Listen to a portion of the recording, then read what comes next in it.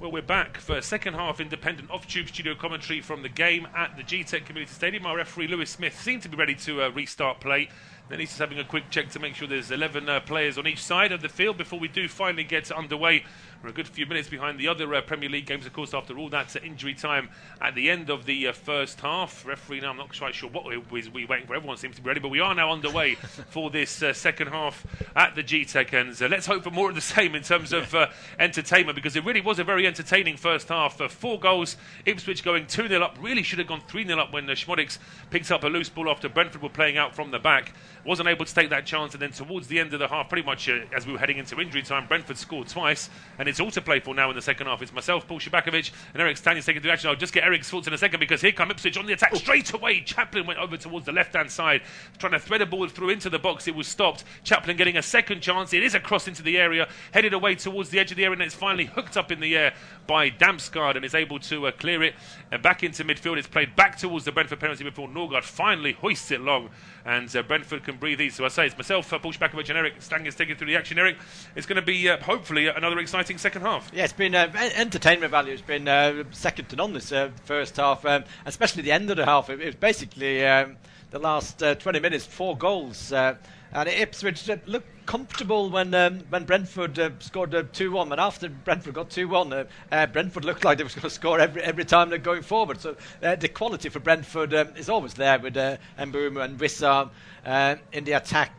But Ipswich, as I said, had that chance to get the 3-0 up, and they started well in the second half. They come on the left-hand side now. Once again, it's far too open from Brentford as Ipswich pushed down the left, heading towards the penalty area. There's an overlap here from Davis. Davis trying to get a ball into the box, and it's played out. I think it was Chaplin that started the move on the left-hand side. Davis's ball is charged down, and it will be Leif Davis now. Is he going to take the corner kick? It's on the left, so you think it might be a right-footed in-swinger. It's actually Phillips in the first half. It will be Phillips, yeah. Calvin Phillips coming across to take this one. If they want an in-swinger, it will be Phillips, I think. Yeah, there may be a short option there as well for Ipswich, but plenty of players now arriving inside the box to try and attack this set piece.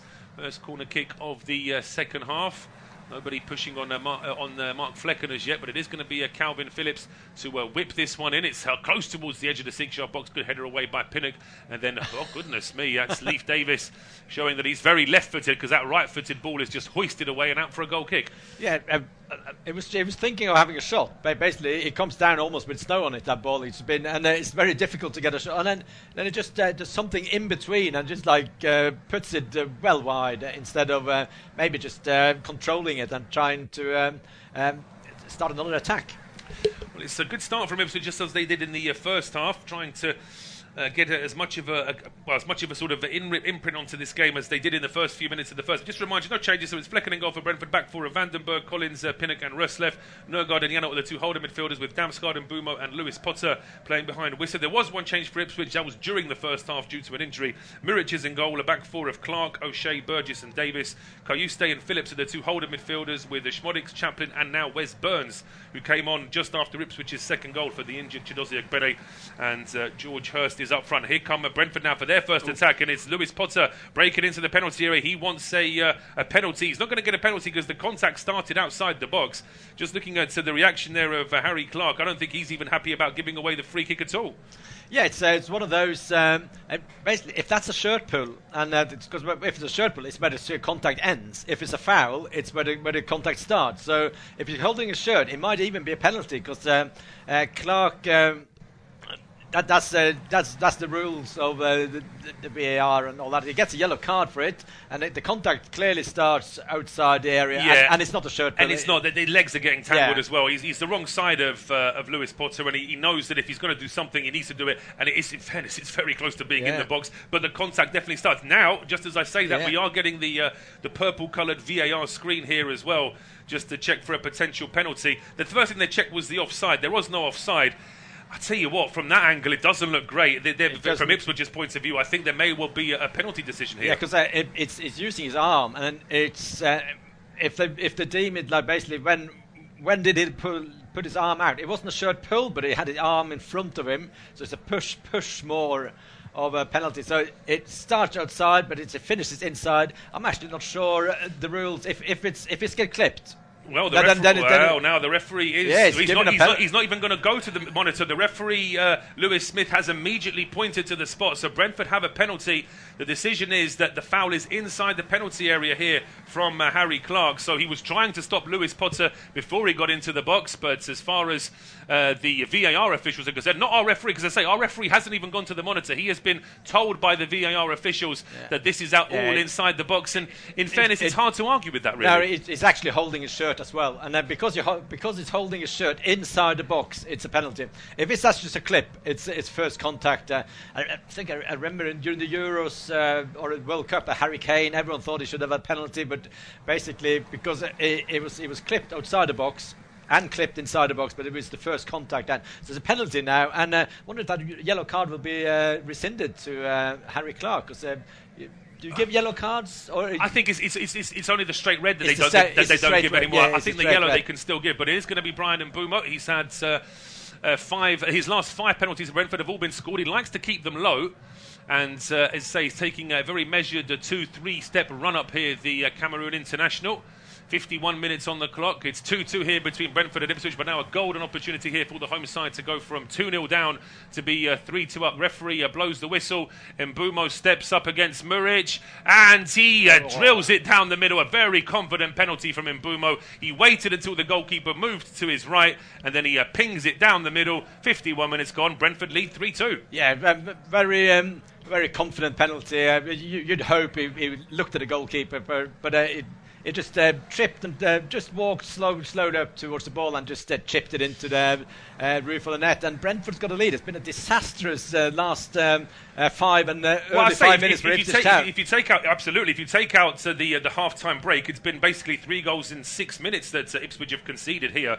And it's worth saying as well, it's turning into a bit of a nightmare afternoon for Harry Clarke, because he has been, what we may not have mentioned towards the end of the first half, is that he's now been adjudged to have scored the own goal that made it 2-2, because he bundled the ball after Muric's block when Wissa was through to make it 2-2.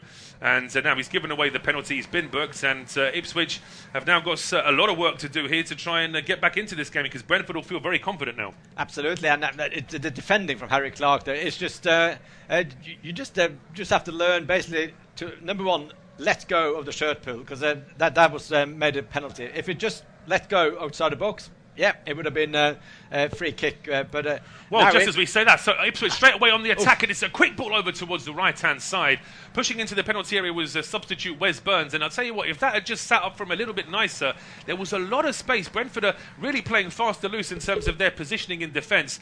I mean, in the end, there's just about enough contact there from Vandenberg just to put off Wes Burns, and he's off balance, and his shot goes a long way wide. But the initial build-up was promising there from Ipswich. Yeah, it's good play on Burns. It's a shot inside the box, and there was space if he managed to twist his body towards goal to actually get it on goal. Now it's a poor play by Flecken, and Ipswich go forward again. Terrible ball out from Flecken, encouraging the attack from Ipswich, and they take that encouragement. It's Clarke's ball in towards Burns down the right-hand side, played back into midfield, and it's Phillips' ball. It's just a bit too high. Leif Davis coming in on the left-hand side, couldn't head it towards goal, but he tracks it towards the edge of the area, keeps the move alive here for Ipswich, plays it short now to Sami Szmodics, who goes back into midfield. Kayuste now playing it back towards Cameron Burgess, and this is just a little bit of midfield possession now, which is what Ipswich need. They need to just settle down into some sort of attacking mode again. A quick exchange there between Chaplin and Kayuste, but the ball is lost, and now it's quickly cleared over towards the left-hand side here for Lewis-Potter for Brentford. That's really good covering there from Wes Burns. Dispossesses Lewis-Potter, and he plays a quick 1-2, and he almost starts a move there. The ball played to Chaplin, just a little bit too far in front of Ipswich's stand-in captain today. And Brentford now back in possession down the right-hand side here with Mads Roslev. Lays it into Mbeumo. Back to Roslev, and Brentford now just quite happy to go back towards Flecken. But if that's exactly what I was about to say, that if I was Hurst or Szmodics, I would be closing down Mark Flecken every time, because he doesn't look comfortable playing the ball out today. Yeah, his passes and then he plays the wrong ball when he does the right, a good pass, but the wrong pass. Looking at Ipswich now, they're almost like we're 3-2 down, and then they're gone completely man marking on the Brentford press. It could easily be a lot of counter opportunity for Brentford, but Ipswich been decent after the 3-2 goal, so it's not all over yet, but Brentford will be the favourites for the 3 points now. They will be, but as I say, Brentford have always got a goal to concede in them, if that makes sense. They're never a very watertight team in terms of defence, and that's something that opposition teams, in fact, if anything, it's been proven over the past two. Just so I say that, though, Ipswich went real mess at the back. Murray just missed it, and it's Damsgaard closing in at the 6-yard box. But Calvin Phillips is there just covering, and he actually just checks that his goalkeeper's all right, because the pass to him, I mean, it was a really bad ball to play to Muric. I mean, Muric has got to do better, but the first problem was that the pass shouldn't have been played to him at all. No, it's a terrible back pass, and what Muric decided to do is actually not to go for the ball, because it could easily be a penalty if he goes for the ball and misses it and just takes out Damsgaard, and Phillips managed to clear it. It's happened at both ends now with terrible defending. Well, it's entertaining, this game. Well, we should credit both attacks then that they're putting the other defences under so much pressure. It's Pinnock's long throw launched into the 6-yard box, flicked up in the air. Mbeumo was circling there just under the goalkeeper, but Muric does have the height advantage, and of course the advantage that he can use his hands as well, so he was easily able to make the save there and just calm things down for Ipswich Town. Just a quick rundown of the scores. It's still goalless between Aston Villa and Bournemouth. Brighton lead Wolves by a 1-0. That goal for Brighton coming just before half-time through Danny Welbeck, and Man City still only 1-0 up against Southampton after that early goal from Erling Haaland. Everton against Fulham is the late game still to come on our service in the Premier League. And just to run down very quickly, tomorrow 3 games at 2 o'clock: Chelsea, Newcastle, Palace, Spurs and West Ham, Man United, and then the small matter of Arsenal against Liverpool at 4:30 tomorrow afternoon. That completes the round of Premier League fixtures, and then midweek we are back with the Carabao Cup on Tuesday, Wednesday and Thursday, I believe. But things as it is, 56 minutes gone here at the Gtech. It is Brentford 3, Ipswich 2. Ipswich pressing here on the Brentford half, but it's a long clearance now down the right-hand side, and it's one here that's got to be dealt with, and it really is well dealt with there by Cameron Burgess. He needed to make sure he made good contact on that because Mbeumo was just behind him. Yeah, Mbeumo was just charging behind Burgess there. It's really risky defensive play, but now it's a ball up to Hurst. Great inside ball penalty there from Kayuste into Hurst, and Hurst, but he doesn't look up. Well, in fairness, he looked up, but he passed it a little bit too soon. If he'd have just waited a second, he would have realised that there was nobody in the box where he was playing the ball.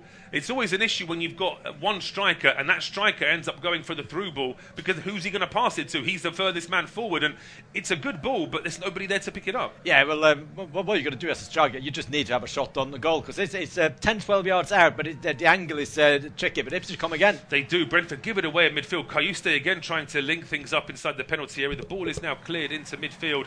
Mbeumo just holding it up for Brentford before he goes back towards the edge of his own penalty area. And now it's Flecken. Quick pass out towards Ethan Pinnock. There's still 4 Ipswich players circling to try and make it as difficult as they can for Brentford. And it pays off because Vandenberg's ball is picked off in midfield. And then although there was a second chance, there's a bit of a lunge there in midfield in the end. Looks like that was from Kayuste. Gives the ball away. That's a bit of a get-out-of-jail free card there for Brentford, because they actually made a mess of playing out from the back. Yeah, it just slides towards the ball. I think he expected the Brentford players to be closer to the ball, but he could have just stopped and controlled it there with Kayuste. It's good press from Ipswich at the moment, and they're not really convincing the way they played it out from the back, Brentford. So there's more goals in this game, I think, both ways. And my tip, it won't be 3-2 final score. No, I would agree with that. I think we've still got over half an hour to play in this game, so I would be very surprised if the scoreline stays the same. Just to remind you, of course, Brentford's last home game had 8 goals in it, where Brentford beat Wolves by 5-3. Yeah. So you do get a lot of goals at the Gtech. Combination of Brentford being a good attacking side and not the best defensive outfit, so it does make for some entertaining scorelines as Brentford try to go forward now. Norgard hooks a ball into the box, good header away there by O'Shea. Second ball there for Brentford potentially, but it's Phillips now who sends a long ball down the right hand side. Hurst doing his best to get that ball away from Collins, but Collins does really well to win it back for Brentford. He plays it to Lewis-Potter. Lewis-Potter can't carry on his run. It's a shame because there may have been a chance for a counter, but it's played back to Vandenberg, and he goes back to his fellow Dutchman at the edge of the Brentford penalty area there, Mark Flecken. Flecken now thinking about a long ball, just decides to play a square pass over towards Ethan Pinnock. And now it's Damsgaard back towards Vandenberg, being closed down here, but he still gets the ball in towards Lewis-Potter, taking on Harry Clarke again. And Potter getting towards the edge of the area. Clarke, of course, on a yellow card, and Potter is able to get into the box. But for credit to Clarke, they didn't slide in, waited his turn until he had a chance to stick a foot in, and all he does in the end is give away a throw. Yeah, it's on this occasion it's good defending by Clarke, but he's Harry Clarke. It wouldn't be playing this game if Tuan Saber was and Greaves had been a free-to-player basically for Ipswich. But yeah, it's a bit of a baptism for him in the Premier League. An own goal, conceding a penalty, and what we get with him, you get 100% all the time, and that's such a player. But whether it is Premier League quality, I'm not too sure about. Well, it's to say there's only one way to find out, of course, is to get some Premier League experience and see how you are. But it's a throw on to Brentford. It's played up into the penalty area. There's a Brentford player, I think it was Collins, who hits the deck after the long throw from Pinnock. Collins certainly had his arms up like he felt like he was being impeded, but looking at it live, such a cluster of players there, it's very difficult to tell if there was any kind of foul. It didn't look like there was. Ipswich now putting themselves under real pressure, doing a Brentford, you could almost argue, playing out from the back, and Calvin Phillips was given a real hospital pass there, just about able to get it back to Muric, who clears it, but then Brentford comes straight again here with Mbeumo. Now it's Wisser, back towards Damsgaard at the edge of the area. There's an overlap here as well from Roslev, and here comes the ball in from the right-hand side. It drops to Lewis-Potter, who shoots from 6 yards straight into an Ipswich player. It might have actually been Clarke who got the block in, and Ipswich somehow survived, but goodness me, that was very close to Brentford being 4-2 up. It's a fantastic attack by Brentford, just switching from left to right, and the cross in, and it should have been if it goes towards goal, it goes into the back of the net, but it's a good block in the end. But yeah, it's a very good play by Brentford, and the ball was really flowing, and so close for another goal. And look at that again. It's Clarke, yeah? Yeah, it's Clarke who does the block this time. So yeah, good and bad for him today. It is. Well, we go back to live. We're getting off-tube pictures, of course, in our studio, and we were getting a replay of that last Brentford attack. We go back to live pictures, and it's just a long ball played into the Ipswich box. We didn't see how it started. What started was Ipswich lose the ball on the halfway line, and then it's Damsgaard firing a long ball up, and Davis, in fairness, sticks a leg out just to stop it reaching Mbeumo. He actually did really well, but for some reason hasn't been given as a corner. There may have been an offside in the build. I'm not entirely, or they may have decided that it flicked off Mbeumo as well. But Ipswich once again playing out from the back, and that's the third time in a couple of minutes that their goal kick doesn't even reach the halfway line before Brentford win it back. Yeah, and Brentford is playing exactly Ipswich are playing like Brentford did in the first half, and partly in the second half as well. And I mentioned that Thomas Frank during the Euro says that's the way Brentford's going to play, and no one's going to beat us on the press. That was his words in that interview. And that's how Brentford are playing now. They're really on top of the moment, and it's really important for Ipswich just to hang in the game. And if it's 3-2 with 5-10 minutes to go, I think Ipswich at the moment will be quite pleased. Yeah, Ipswich will still always fancy themselves to get a goal in this game. I think the issue for Kieran McKenna's side is if they were to go 4-2 down, then of course things become a little bit more difficult. But at 3-2, they'll always fancy that they can still get back into the game. And then a bit of a miscued header there from Clarke down the right-hand side, goes out for a throw to Brentford. And this may well be close enough for Pinnock to try and launch this one into the box. For the time being, looks like Vandenberg's going over to that left-hand side to take this for Brentford. But Cameron now focusing on Keane Lewis-Potter, and credit to him because it's been a tough start for him in terms of his Brentford career. First couple of seasons he was sort of used as an emergency left back, had a few little goes playing forward, didn't really work out, but he's now become a regular with sort of injuries and form, and he looks a much better player now. It's fantastic footwork at times for him, but now it's a throw in from Pinnock. Yeah, launches this one into the 6-yard box, good header away by Dara O'Shea. It's back with Ethan Pinnock, and he tries his ability at crossing, and there's a bit of a collision there. Muric colliding with a Brentford player. It was Norgard who got in the goalkeeper's way. Ipswich cleared their lines, but it's Mbeumo now at the edge of the area, back into the box, headed across the 6-yard box, and it's headed up in the air by Chaplin before it drops at the edge of the box. There was a shove there from Bryan Mbeumo, and Ipswich will take that kind of free kick all day long just to try and take the sting out of the Bees' attack. Well, you just took the words out of my mouth. Ipswich really needed that free kick because every clearance now is won by Brentford, and it's not convincing clearance. What is Muric doing here? Just colliding with Norgard? Well, I think colliding, I think, is being diplomatic. I think he shoves Norgard out of the way, but for whatever reason, on that occasion, I mean, I'm not sure I want penalties for that because, of course, outfield players do everything they can to try and upset goalkeepers. Course, yeah. So there's got to be a little bit of common sense there as well. But here come Brentford again down the left. And so on this occasion, Lewis-Potter shows too much of it to Clarke.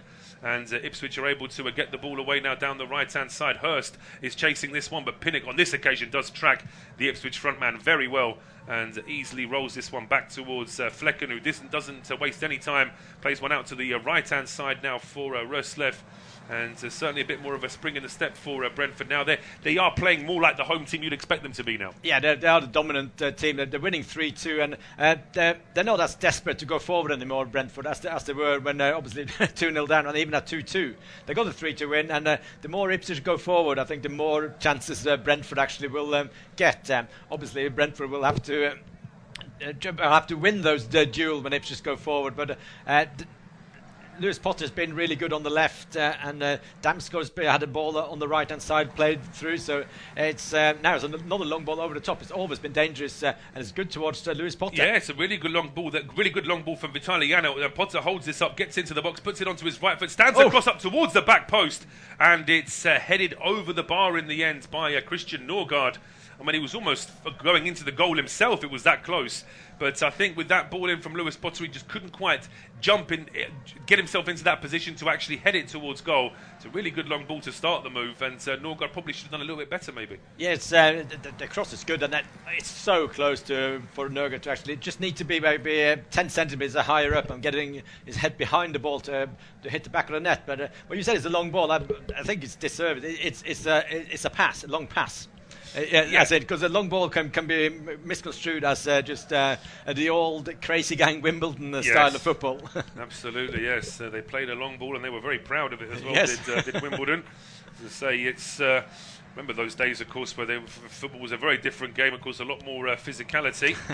But I've always remembered that. I mean, that was just to say we'll break off from the game for a moment, just because Brentford have gone back towards the edge of their own penalty here. But if anyone's not seen that documentary about the Crazy Gang, it's probably about 5 or 6 years old now. I certainly would recommend it. It's a fascinating little insight into how football used to be. Absolutely, it's just incredible. Basically, they would have had 10 red cards every game. The Crazy Gang. Yes, they would have. And also, there's an interesting sort of link there as well to the late 80s when they first started introducing the wider camera angles. Suddenly, all of a sudden, the whole world saw that every time there was a corner, you'd have centre-backs basically punching centre-forwards, because if the referee didn't see it, then nobody else would see it. And exactly. Suddenly, I think it was Paul Davis, if you remember, the big Arsenal centre-back, who suddenly realised that half of his defensive work had to stop because he was being exposed every week as someone who was basically giving away about 5 penalties. But now Brentford have given away a free kick here, and it's Vitaly Janelt just with a bit of a clumsy challenge in the middle of the park, and Ipswich will be very happy with this. It just allows them to have a bit of possession inside Brentford territory. It's taken short, and now it's gone back towards Jens Kajusté, clipped towards the edge of the area now. Schmodic hasn't seen as much of the ball in this second half, but he does well to control that, playing it back towards Leif Davis, and played square now towards Burgess. Kajusté in towards Phillips, over towards the right-hand side. Space here for Wes Burns, but he prefers to go back in towards Harrison. Burns carries on his run down that right channel. I think he was hoping for a pass, which doesn't get in the end. Ipswich back into midfield now. But it's a nice long spell of possession here. Chaplin's gone out wide, and that's a really good ball into the box. It doesn't quite have the height to find Hurst in the penalty area, but Harrison is there trying to make sure that Ipswich can at least get a throw-on in attacking territory down the right-hand side. Harrison takes the throw-on quickly. Back to Chaplin. Connor Chaplin's ball into the box. It's a nice angled cross as well, but that's well tracked by Flecken, who also makes a decent save. Yeah, it's the cross from Chaplin. It's too high and too loopy, so it's easy for the goalkeeper who's not under pressure just to walk out and just collect the ball. It needs to be slightly a lower ball. So it's more difficult for the goalkeeper to catch, but it's better from Ipswich. A bit more possession, and they're still in the game. As long as it's 3-2, they could still. But now Brentford come on the right-hand side. Again, Ipswich have been caught out at the back. It's far too open, and Wisser one-on-one into Murridge. Oh, he tried to be a little bit too cute with the finish there. Johan Wisser is just an outside of the boot pass. I think outside of the boot shot, I should say. I think he was just hoping that it might go under the goalkeeper. He might dummy him, but that really should be 4-2 to Brentford. Ipswich once again guilty of playing a very high offside line. And just get I was about to say we'll hold off Eirik sword just for a second, but Brentford have gone back to the half line, but that's a good save from Murridge in the end, but Ipswich far too high again. Yeah, and they get caught out by trying to attack and losing the possession, and now Lewis-Potter can come forward from Brentford again, and he gets brought down at the edge of the area, and again is Clarke. Clarke, he's wagging the finger at the referee, and as the referee, it's going to be a second yellow. Things are going from bad to worse for poor old Harry Clarke. He scored an own goal in the first half, gave away a penalty in the second half, and now has got his second yellow. So Ipswich Town are going to be playing the last quarter of this game with 10 men. Yeah, that's. I'm not seeing it again, but it looked a bit harsh to me for that yellow card. But it's. I need to see it again. If it's just outside a penalty, is it stopping a goal-scoring opportunity? Maybe. Let's have a look.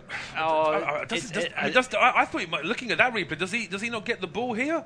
Have a look. I think he does. It's one of the. I don't think it's a yellow card. It might be a foul. But unless the referee's decided that he's deliberately trying to trip Lewis-Potter. But look, I've seen 3 replays now. On every one of them, it looks to me like Harry Clarke gets the last touch of the ball there. It's a yellow card, so VAR can't intervene. They can't tell the referee's made a mistake. And so we're into the last quarter of this game. 70 minutes gone now. It is Brentford 3, Ipswich 2, and it will be Eirik to take us through to full time. Yes, Bill, it'll be a tough last probably 25 minutes for Ipswich Town. Harry Clarke, a bit unlucky to be sent off, and that's I've got my own. We all have our own theories of how VAR should work, and I think with the 2 yellow card, maybe VAR should be allowed to intervene, especially if it's a clear and obvious error. One of those, I think, if it's a decisive touch from Clarke, then it shouldn't be even a free kick. It's a very good argument you make that if it's a clear and obvious area for a penalty, then surely a clear and obvious area that leads to a red card that shouldn't be a red card, potentially VAR should be looking at that as well. But Brentford now with the free kick in a good position. Yes, about a yard outside a penalty area, and it's Damsgaard on the ball. We've seen him score for Denmark against England for a bit longer out than in open play, rather, but... now it's there's a bit of there's an issue because Brentford want to get a couple of players close to the wall. Ipswich have got a couple of players who are just away from the main wall, and there's just the usual sort of shenanigans, pushing and shoving before a free kick is taken. Now the referees had to draw a second line just to account for that second Ipswich wall. Yeah, so it's taken a bit of time. Very well described, Paul, because now the Brentford wall is just 2 yards away from the Ipswich wall. I think that's the rules of the game, and now. It's a free kick from Damsgaard. Really dangerous situation. And the free kick goes in. I was going to say into the back of the net, but I thought, but it's just over the bar. It's a really good free kick because it's so difficult to get those free kick so low. And it goes on the side of the bar. Did Murray get a touch to it? Well, Damsgaard wanted a corner. I'm not sure there is a touch from the goalkeeper there. It's very, very close. Keane Lewis-Potter now looking towards the bench. I thought there might have been a substitution, but no, Brentford haven't made any changes as yet. Ipswich were ready to make a change. It's going to be a triple change here by the looks of it. Yeah. So Kieran McKenna, in fact, no, I'll take that back. It might even be 4, well, certainly 3 players getting ready to come on. And the first one to go off is going to be Sammy Schmodics. He's getting the hook, and looks like there's going to be... Clarke coming on. Yeah, so it'll be Jack Clarke. One Clarke has just been sent off, but another Clarke has now been substituted onto the field. Jack Clarke on the field. And there's also going to be another change here. Hurst is off to be replaced by Liam Delap. Which I suppose many would have asked why Delap wasn't starting, but then Hurst did actually get a goal when he started. He backed himself to and an assist. And an assist, yeah, absolutely. So it's done well, Hurst. So it's Chaplin, Hurst and Smodic off Clarke, Delap and Wolfen. That's the other one to come on. Wolfen come in because of the sending off of Clarke. So they're just in defence. They need... they play with 10 men Ipswich. They need still to have defenders because they will be under pressure. But now Delap, his first involvement, tried to press on the right-hand side. He concedes a free kick, but I thought the referee was going to give advantage. But it's a free kick for Brentford on the left-hand side. So 3-2 against 10 men. It's the only good thing for Ipswich Town now is that Southampton are losing and Wolves are losing. And they are still above the relegation line. But 4 points in 9 games would obviously never not be enough to stay up if they carry on like this. Then Ipswich need to start winning games. They need a win, don't they? We look at Ipswich's next fixtures after today, and they're at home to Leicester City next weekend. Massive game. That is a massive game because Leicester didn't look particularly good in the game against Nottingham Forest last night. Then they travel away to Spurs before the international break, and after the international break they're home to Manchester United and then away to Nottingham Forest. That completes their November schedule. Yes, I think that the game against Leicester, just to get a win in that game, it's so crucial. Go to the second international break without a win is just psychologically that could be a big hit to take, but now it's a ball over the top towards Lewis-Potter. Wolfenden with his first touch. It's a terrible touch, and what is he doing there? He's trying to play it back to the goalkeeper. And I looked at that and I was thinking, what was that? Because he seemed to have enough space. I mean, he was clearly going to get there before the Brentford player. And whether or not he thought that there's a risk that if he plays it to his keeper, I mean, it's a bouncing ball. The pace is coming off the pass. I mean, it looks to me like it was just a miscued pass to Muric, and Brentford get a gift of a corner. Well, it's good that it actually went wide, because Muric wouldn't be expecting a shot with that much pace, a back pass with that much pace, and obviously he can't save it with his hands. So it's a corner kick now for Brentford. From the left-hand side, it will be an in-swinger into the mixer, and players down in the middle. Nothing from the referee, who's kept it quite. He's not giving much of the pushing and showing. Just let play flow go on. I think it's good refereeing. The ball out on Nurgar on the right-hand side. Could be a ball in from Rustlev now.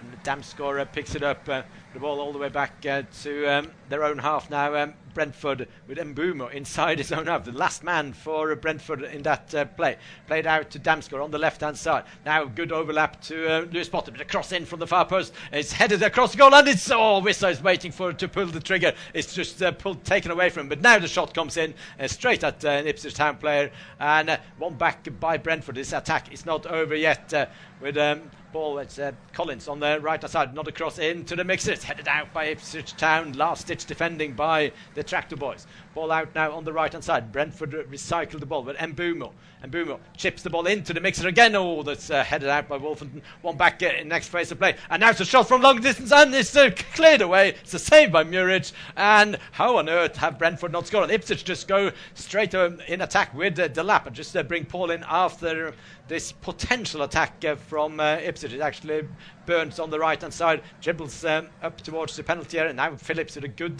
turn. Ipswich survived an onslaught there, and Paul, how on earth did Brentford not score? Well, I mean, for the mistakes that Muric is sometimes capable of making, that was a really good save low down. Makes a very quick, smart save to still keep Ipswich in this game at 3-2 and down to 10 men. And actually, just we said that Ipswich were on the attack down the left, but there's a delayed offside flag, which puts pace to any kind of Ipswich attack. Brentford going to make their first change of the afternoon as Kevin Scharder, who's recently been capped by Germany at full international level for the first time, and behind him is former regular, just slightly out of the team now recently, Matthias Jensen. So like for like in terms of a swap in central midfield. Norgard goes off to be replaced by Jensen, and Damsgaard off to be replaced by Scharder.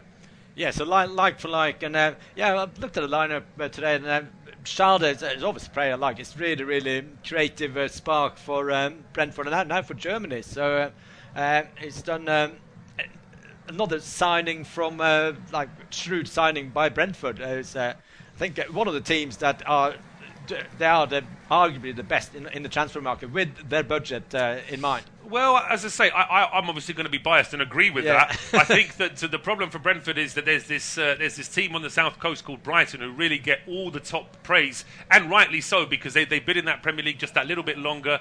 And actually, when they were at their very worst at the bottom of League Two, they were in more trouble. Brentford were very nearly in sort of dire straits financially at one stage in the early 2000s, but Brighton really were completely, homeless and almost out of the Football League. So to go from that to being an established team, and it's also worth noting that just to sort of be, to have a bit of balance, that as good as Brentford have been, they've done it all with one manager, whereas Brighton have changed manager 4 times. Exactly. And they're actually getting better with every manager. So from that point of view, I would say that Brentford may be second in the class and Brighton probably top of the class. Yeah, well, Brentford with their Brighton now got a bigger budget because they have made some incredible sales of their players. But now it's thanks to Chelsea mainly. Yes, and now Ipswich Town on the attack with Delap, which just tries to run towards goal. It's one-man attack. I've seen him score a goal like that a couple of times this season, Delap, but he just picked up the ball and just have a tunnel vision towards the goal, and the ball ends up in the back of the net. But now Brentford trying to play it out from the back. It's 78 minutes on the clock. Still only 3-2. Brentford so close to 4-2 in a number of occasions. Ipswich Town in the second half not created a lot of chances, but with 3-2, even with 10 men, it's still a chance. Just need a set piece or a sloppy Brentford pass. There's been a few of them, but not so much in the second half. Brentford now with Jensen on the ball, plays it out on the right-hand side, and just a good interception there by Davis. And now Clarke plays it up the pitch. Good play by Clarke. Tricky feet by the former Sunderland man. He goes to ground, wants a free kick. He's not getting the free kick, and Brentford play the ball up towards Vissa, and Brentford just passing the ball between them in their own half. Mathias Jensen on the ball, tries to play it out on the left-hand side. Vandenberg plays it into the defensive back three again. Collins on the ball. Just a calm football by Brentford. Now Mbeumo plays the ball into the mixer towards Vissa, and it's when Brentford just play through the first press, and then they tried to find the ball behind that still very high line from Ipswich. Brentford should have scored more goals because of it, and they are looking likely every time, especially when they played through the first press and then they dink the ball over the top. They are. They're trying to catch out the fact that Ipswich are always going to try and play a high line. There's going to be another change here for Brentford, and it's a big ovation here for Keane Lewis-Potter. He's had a good game this afternoon. A good 80 minutes from him. Been involved, of course, in winning Brentford the penalty and having an involvement in other goals as well. But now Fabio Carvalho on here for Brentford. Yeah, Carvalho on for Brentford. He had an interesting career. Carvalho is still a very good career and playing in the Premier League. But let's hope for him that he maybe can kickstart his career again at Brentford. But now it's ball up towards the penalty area for Ipswich Town. Ipswich play down to ground. They want a free kick again. It's not getting it. And now Brentford win the ball just outside their own penalty area. Flecken on the ball. Maybe that's when Ipswich Town need to push up. But this time it's a good pass out to Vandenberg on the left-hand side. He finds Carvalho. Carvalho on the left can't get hold of the ball. Burns picks up the ball. And this time it will be a free kick to Burns. And Carvalho just standing in front of the ball, delaying a quick free kick. I think that was rather fortunate for Ipswich, because it was a miles offside Burns when that free kick would have been taken that direction. So Ipswich Town with a bit of possession inside their own half.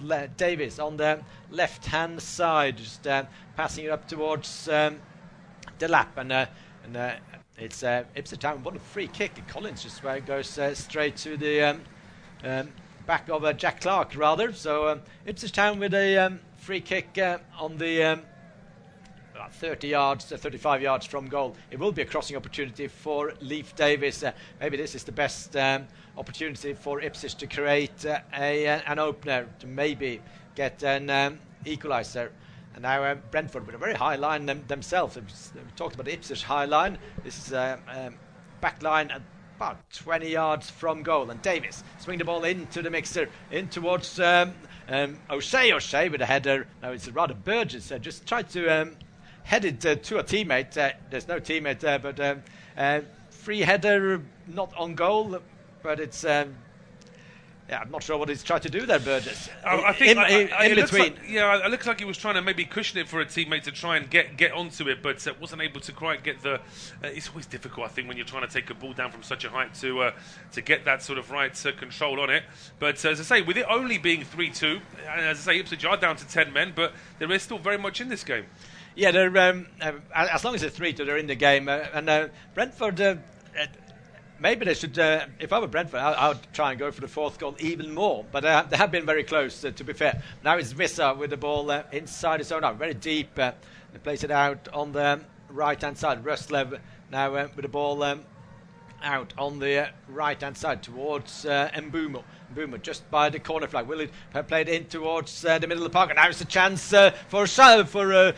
Carvalho with a shot. It just get blocked. And another good attack from Brentford, especially on the right-hand side. They've been really dangerous with the pullbacks, and that should have been a shot, at least on target. Yeah, they were getting close to getting a shot away, perhaps just waiting a little bit too long to actually pull the trigger. Carvalho now trying to get things started on that right-hand side the left-hand side, I should say, before the ball deflects out. It should actually be a throw to Brentford, which they've taken short. And it's now back with Janel. But this is the trouble for Kieran McKenna's side, this is where Ipswich want to see as much of the ball as they can to try and get something started, and Brentford are just keeping it away from them. Yeah, if the Ipswich managed to keep it 3-2 till basically 2 minutes to go, I think they'd probably take that now and then get a free kick or a corner kick, because Brentford are much more likely to get the second, the next goal, the fourth goal. Brentford now with Mbeumo just outside the penalty area. He finds Jensen in towards penalty area and back towards Mbeumo. Now it's a chance for Vissa. Vissa just across the penalty area, out to Jensen. And out on the right, Russell will try and put the ball into the mixer. It's cleared away from Ipswich Town, but it's recycled by Mbeumo outside the penalty area. And it tries to put a shot from a million miles away, straight at Muric, and Ipswich Town can breathe again after these attacks from Brentford. They are quite long when they put the attacks on. Every clearance is one back, and it's tricky for Ipswich to actually get a foothold in the game. Yeah, that is the problem now, is that Brentford keep the ball for a while, then it finally do get a shot away. Now we're getting a replay of the strike from Sharda, which was challenged by Phillips. I mean, Phillips does get his arms on it, but he was sliding, and there's no way that VAR would have got involved there in any kind of penalty decision. And a chance now for Ipswich down the left-hand side. Yeah, Ipswich with Davis just trying to put a cross into the mixer, and it's a good ball into the mixer, and Liam Delap puts the ball into the back of the net for Ipswich Town, equalising with 5 minutes to go against the run of play. And Delap, he scores another goal for Ipswich, and it's a Leif Davis cross, and I didn't see that coming. No, and clearly Brentford didn't either, because they weren't prepared for this at all. It's very good play from Ipswich. It's really good work for the fact that they have been trying to just grind down Brentford, get as much possession as they can. Phillips does really well to control this on the half-line. He goes back towards Burgess, and there is no Brentford defending whatsoever on their right-hand side. Ipswich's left. It's a fabulous ball in, and the finish from Delap is absolutely superb. Striker's finish there from Liam Delap, and it's Leif Davis with the assist. It's a first. Basically, that cross wasn't that wasn't on a plate for Delap, and it's Haaland-esque. It really is. He's managed to redirect that cross at just the right angle. Pretty much just toe ends it into the net, but toe ends it with control. It's no fluke that ball's ended up where it is. He knows exactly what he's doing there, Liam Delap. And as I say, I've been saying it ever since Brentford went 3-2 up. 3-2 won't be enough, because Brentford have always got a goal to concede in them, and it's now 3-3. We are going to get quite a bit of injury time, but goodness me, anything's possible now. It's anything is possible. You expect Brentford to really push on now, and Ipswich Town will basically they'll be more than happy with 3-3 the way the things are gone. But now Brentford go around on the left-hand side, trying to put a cross in. I think he's overrun the ball on the left there. Disappointing there from Sharda. I thought he had enough space to get the cross in. He took another 2 steps, and by the time he does hook the ball in with his left foot, it was clearly over the line. And just in the meantime, Brighton have made it 2-0 against Wolves now. Welbeck with the first goal, and Evan Ferguson, he's been out of the team for a while, he gets the second goal for Brighton. Now we're getting word of a potentially a late goal back there for Wolves in that game. It's still Villa 1, Bournemouth 0. It's still Man City 1, Southampton 0. So that's probably a lower scoring affair than what most people would have expected. I think I had 5-0 Southampton on the Super 6 predictions. Not Southampton, 5-0 Man City. So 5-0 Southampton. I think that no one would take me serious if I said that. But now Brentford can come forward, and it's tackled by Kajust in the midfield. I would have thought it was a yellow card actually, but play goes on. It's a quick free kick taken by Brentford with a long ball from right to left into the mixer towards Sharda. He heads it into the towards the goalkeeper.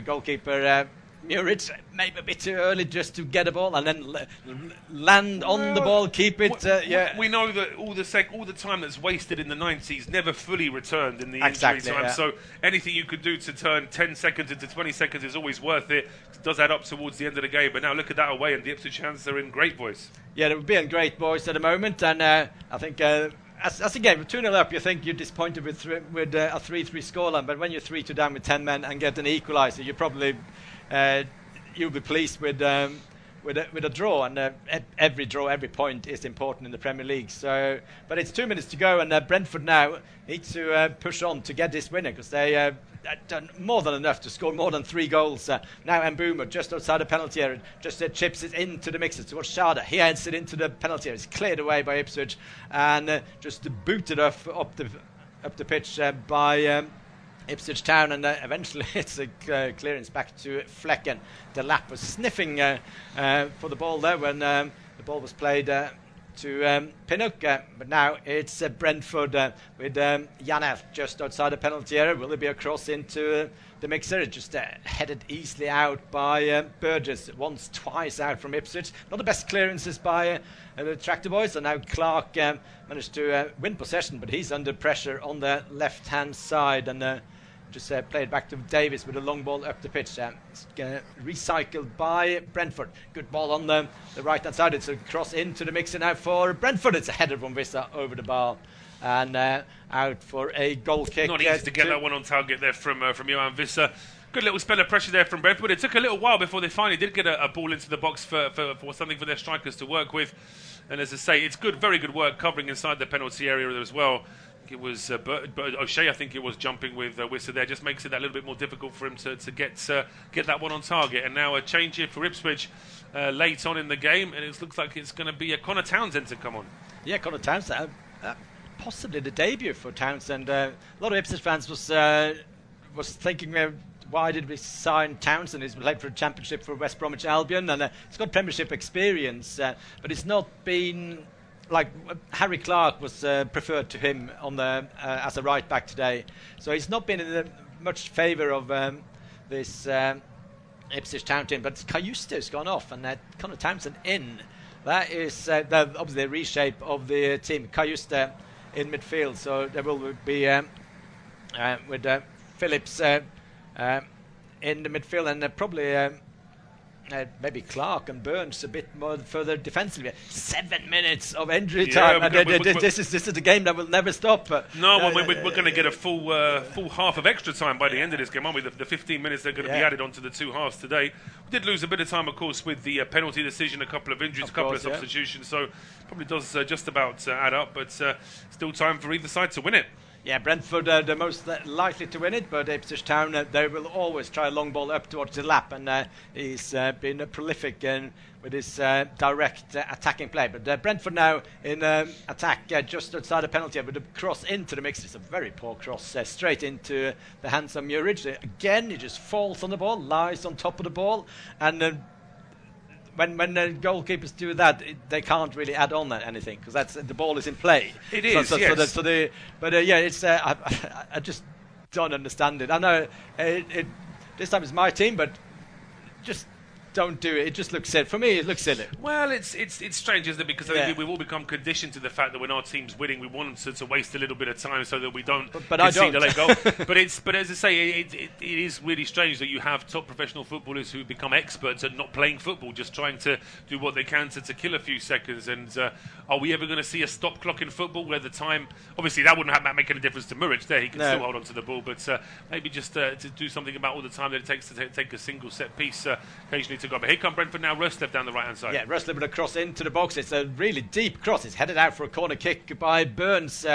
Maybe a bit of a communication from Burns. He could have just ducked, and ball might have gone out for a goal kick. But corner kick for Brentford. 5 minutes of the 7 left to play. Brentford 3, Ipswich Town 3. Certainly had the game of the 3 o'clock kickoffs here today with easily the most entertaining game. But it's a chance now for Brentford. Corner kick from the left-hand side, and Ipswich Town just doing a lot of zonal marking in the box with the ball gone out on the left-hand side. And it's a good... it's a shot from 6 yards out, and it's gone wide. Oh, what a chance. Was it Janelt? No, it's Collins, I think. Collins has got to do better there.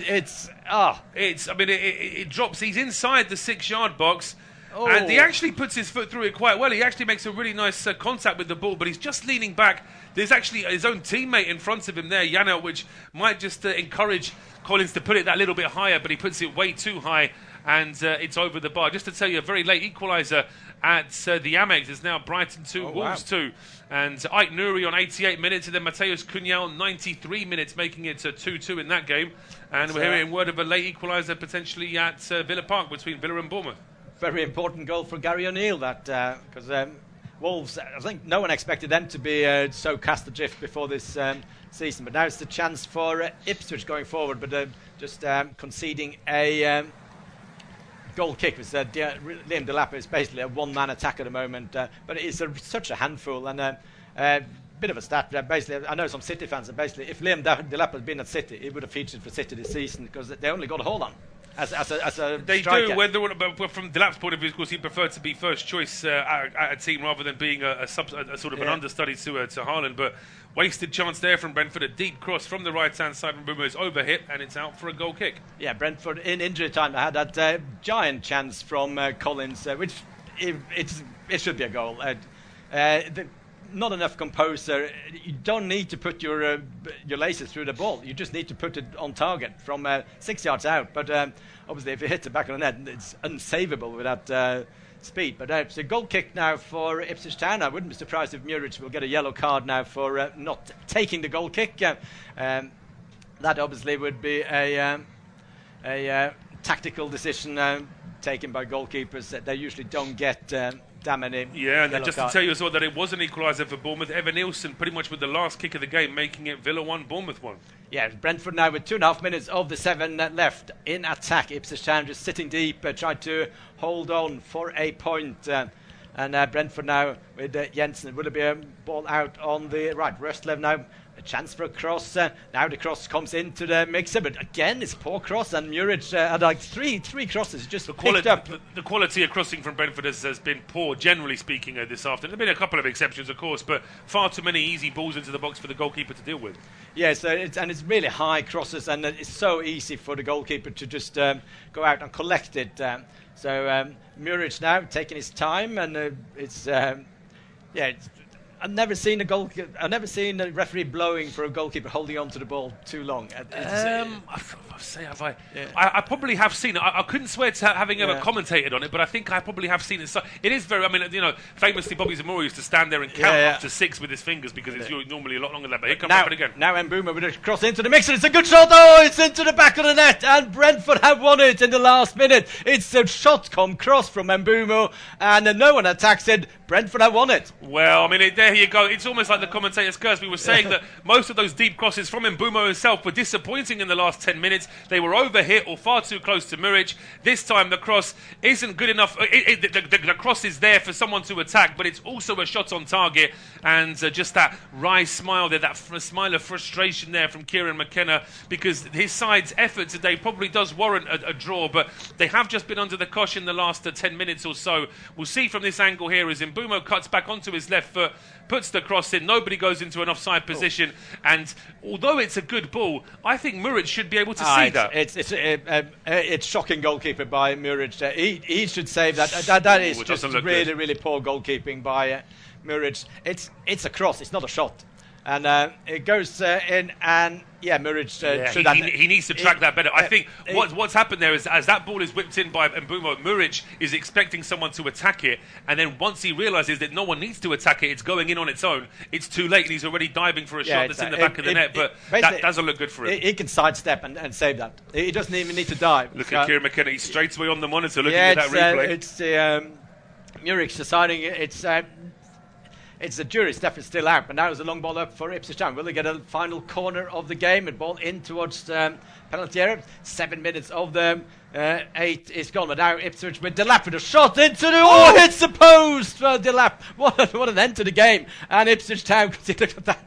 That will be the last chance of the game. What a chance that is for it. That would have. I mean, that almost deserved to go in, just in terms of it was such an amazing end to the game. What a strike this is from Delap. He gets so much power behind this. Flicken is in a different postcode to that shot when he's diving for it. He's never going to save it, but it cannons off the post and deflects away and out for a throw on. But it's so close to an absolute classic 4-4 draw here.